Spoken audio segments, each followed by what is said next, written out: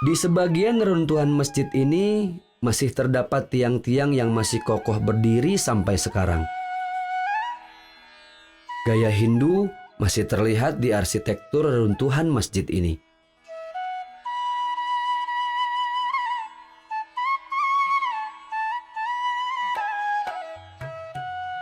Nah, bukannya mau bunuh diri nih.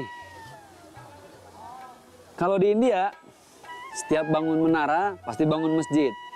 Ini bukan pondasi masjid yang baru mau dibikin, bukan. Justru 1600 tahun yang lalu masjid ini berfungsi, tapi sekarang sudah enggak. Tinggal bangunan-bangunan lamanya saja. Oh, sebagian udah nggak ada. Ini sisa-sisa puing-puingnya.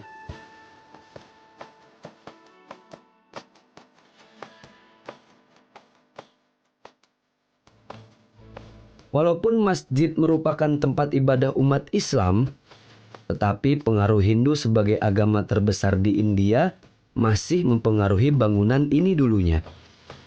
Seperti yang terlihat di dinding mihrab yang tersisa ini. Tulisan Arab bersanding dengan ukiran bunga yang merupakan lambang dari agama Hindu. Setelah melihat bangunan yang sudah masuk ke dalam daftar UNESCO World Heritage Site ini, saya akan mengunjungi satu masjid terbesar di India, Jama Masjid.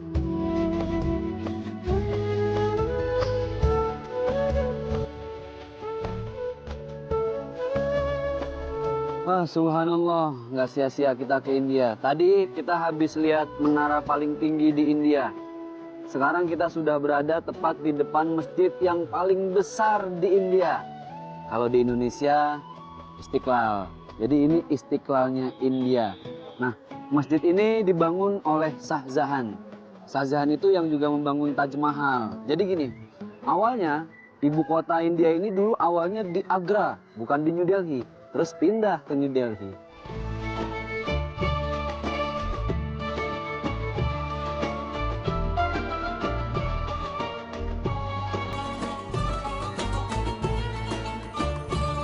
Jamak masjid ini sangat luas. Pantas saja masjid ini dijadikan masjid terbesar di India. Kenapa di sini dikasih karpet ketika kita ingin mau ambil wudhu? Karena beneran, kalau di sini, panas. Jadi harus des karpet. Panas, des karpet. Nah, ini adalah King Gate atau yang disebut dengan pintu masuknya raja.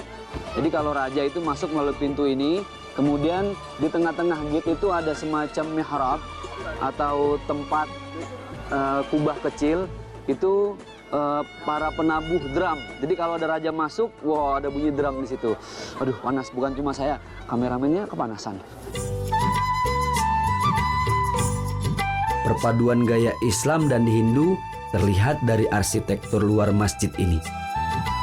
Di atas kubahnya terlihat ada satu tiang dengan ornamen bulat yang melambangkan batok kelapa yang merupakan simbol dari agama Hindu.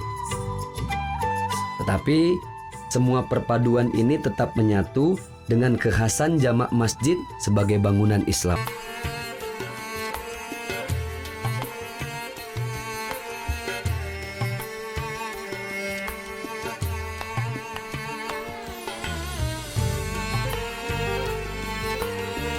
Nah, tempat wudhu di Masjid Jama ini berbentuk kolam karena dia mengadopsi tempat-tempat wudhu di masjid-masjid yang ada di Timur Tengah.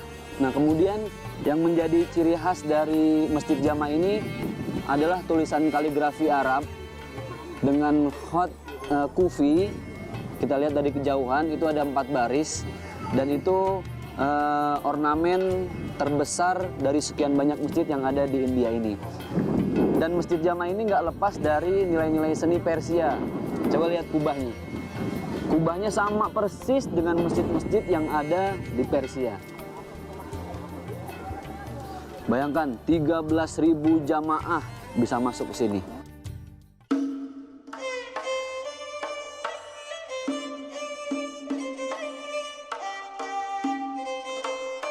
Di depan tangga masuk masjid, saya melihat ada satu bangunan kecil berwarna putih dengan ukiran-ukiran khas Hindu. tampak seperti tempat sholat tersendiri. Tapi untuk siapa ya? Ini kayak apa ya? Jadi di zaman Shah Jahan, tempat ini adalah tempat khusus untuk sholatnya Shah Jahan. Masjid ini bertipe masjid yang terbuka.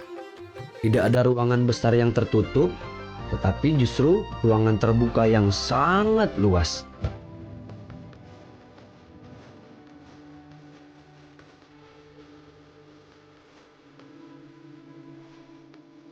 Ada ciri khas dari masjid ini nih. Yang pertama, kalau di masjid-masjid di kita kan mimbar untuk menyampaikan khutbah, posisinya ada di tengah.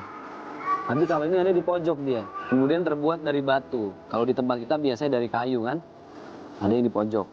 Nah kemudian kita lihat mihrab atau tempat imam mimpin sholat. Sebelum Shah Jahan datang ke India ini, mihrab tempat sholat itu masih berbentuk biasa. Jadi semacam kubah, polos, dan nggak ada nilai seninya.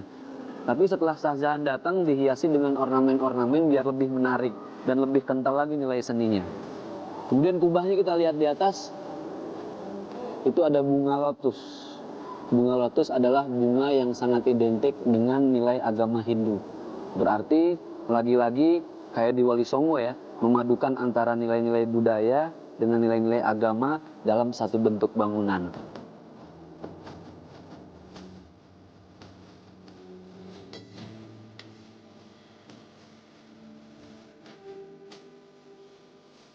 Kalau kita nelusurin lorong yang ada di belakang, ini seperti kita jalan di istana. Jadi ada kubah-kubah yang begitu indah dengan ornamen-ornamen yang unik. Nah, masjid ini sengaja dibikin oleh Shah Jahan seperti layaknya di dalam istana. Jadi ini tidak sekedar masjid nampaknya, tapi juga Shah Jahan ingin masjid ini menjadi sebuah istana buat dia. Dan alhamdulillah sampai detik ini masih dipakai sama umat muslim di sekitar sini untuk sholat. Bahkan wisatawan-wisatawan muslim mereka sholat di sini. Kayak di istana ya. Jadi masjid tapi juga istana.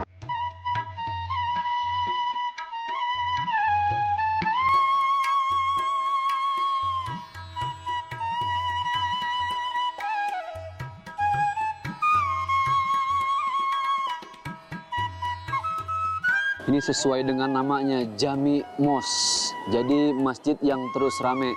Apalagi bulan Ramadan, sepertinya masyarakat ngabuburit nih. Sambil nunggu maghrib, mereka duduk-duduk, ya enggak? Kan pas azan datang, asik, tinggal buka di Jami Mosque. Alhamdulillah, walaupun yang kita tahu India ini mayoritas adalah agama Hindu, tapi subhanallah, jejak-jejak kebesaran Allah di sepanjang jalur sutra di India ini begitu dahsyat. Memadukan banyak nilai dan tentunya unik. It's amazing, very cool, tamam, mia-mia. Mudah-mudahan ini bisa menjadi inspirasi kita. Mari yuk kita jaga sejarah-sejarah Islam yang ada di negara kita. Kalau India bisa, kenapa kita enggak? Assalamualaikum.